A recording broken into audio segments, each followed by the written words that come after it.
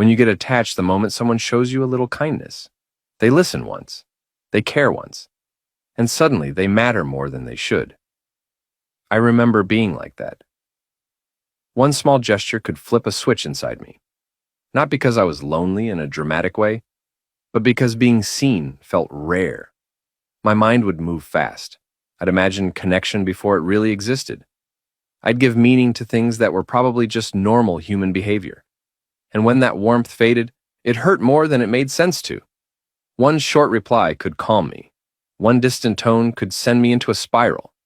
I hated how sensitive I felt.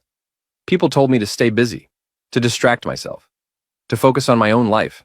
I tried, but after an hour, the quiet came back.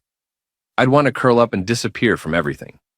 Not because I wanted attention, but because being alone felt heavy. What scared me wasn't attachment itself. It was how quickly I lost my balance when energy shifted.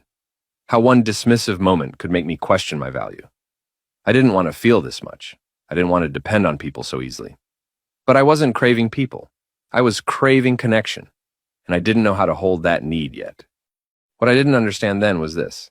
Getting attached quickly isn't weakness. It's your system reaching for safety. When connection hasn't been consistent before, your mind latches onto it fast. Not because you're broken, but because relief feels urgent. I thought the problem was that I felt too deeply. But the real pain was how unsafe loneliness felt inside me. That's why advice like, just enjoy being alone, never worked.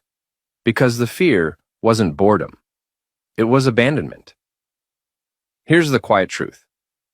You don't unattach by shutting your heart down. You unattach by learning how to stay with yourself when no one is there. Being alone doesn't mean you're unwanted. It means your emotions aren't being regulated by someone else right now. And that feels overwhelming when you bond fast. You're not dramatic for spiraling after small moments. You're reacting to loss of connection, even tiny ones.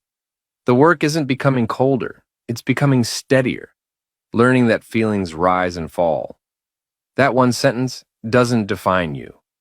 That you don't disappear when someone pulls back. And there is hope here. Not in becoming less caring, but in building safety inside yourself, slowly. If this feels close to your story, you don't need perfect words. You don't need to explain everything clearly. I'm not a therapist or a professional. I'm just a person who listens, understands, and doesn't judge. You're allowed to be yourself here.